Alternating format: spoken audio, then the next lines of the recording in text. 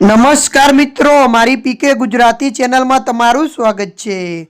મિત્રો, દેશ દુનિયાની તમામ તાજા ખબરો સૌથી પહેલાં જાણવા માટે અમારી પીકે ગુજરાતી ચેનલને સબસ્ક્રાઇબ કરી નાખજો। જી હા મિત્રો, અત્યારે હાલની સૌથી મોટી અને દુઃખદ ખબર સામે આવી રહી છે। જી હા મિત્રો, આપને જણાવી દઈએ કે ગરીબોના મસીહાનું નિધન।